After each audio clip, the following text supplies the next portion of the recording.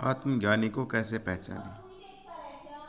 यदि आप रहन सहन से पहचानोगे तो कभी नहीं पहचान पाओगे, क्योंकि वह भी साधारण मनुष्य की तरह आप ही की तरह रहता है, खाता है, पीता है। यदि कपड़ों से, वेशभूषा से पहचानोगे तो भी नहीं पहचान पाओगे।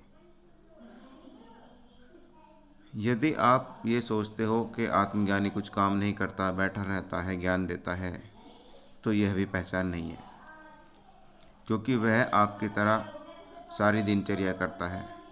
यदि शरीर से पहचानोगे कि कोई विशेष बात शरीर में हो जाती है, कोई तेज, कोई चमक या कोई विशेष गुण, शरीर में शक्ति आ जाना, कुछ नहीं, तब भी आप नहीं पहचान पाओगे। आत्मज्ञानी की सच्ची पहचान यही है कि अब वह इस संसार को नाटक की तरह देखता है।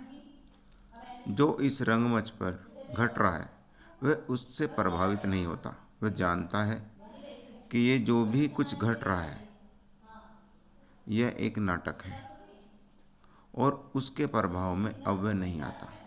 अब वह सुख दुख के साथ नहीं बहता, मन के साथ एक नहीं होता। अब वह सब नाटक को, इस क्रिया को एक तरफ होकर देखता है। अब वह केवल दृष्टा मात्र है। वह जानता है यह नाटक है, यह दुनिया शून्य से आरंभ हुई है, उस परमात्मा से, और उस शून्य में ही समा जाएगी। लेकिन साधारण इंसान जैसे ही कुछ विचार आया, जैसे ही कुछ घटा, उसको प्रभावित कर जाता है। वह अपने आप को रोक नहीं पाता, विचारों में बह जाता है, भावनाओं में बह जाता है, और इस बंधन में बंधकर वह सुख दुख को भोगता रहता है, विचलित होता रहता है। और ये जानते हुए भी कि दुख आ रहे हैं, इस कार्य से दुख होगा, उसको जाने अनजाने में करता रहता है। लेकिन ज्ञानी इंसान जान चुका है कि ये जो मन की इच्छाएं हैं ये बंधन है, और ये बंधन जब तुम्हें जकड़ लेंगे, बांध लेंगे, तो तुमसे ज़बरदस्ती वो कार्य कराएंगे जो तुम पर और बंधन डाल देंगे। इसलिए वह कार्य तो करता है, संसार में तो रहता है, लेकिन बंधन में नहीं बनता।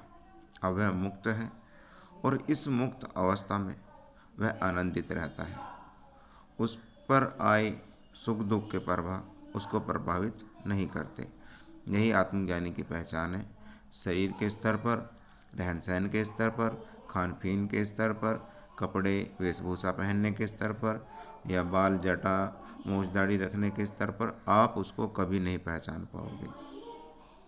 पहचानोगे ये यदि आप ज्ञानी हो, कुछ ज्ञान आपको है, तो उस स्तर पर तो आप थोड़ा घना पहचान लोगे।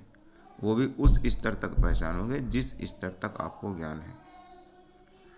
यदि आप आत्मज्ञानी हो तो आप तुरंत पहचान लोगे कि इस व्यक्ति को बोध हुआ है, परमात्मा की कृपा हुई है, या आत्मा की कृपा हुई है, या स्वयं की कृपा हुई है। जय सच्चिदानंद। सभी को सादर प्रणाम।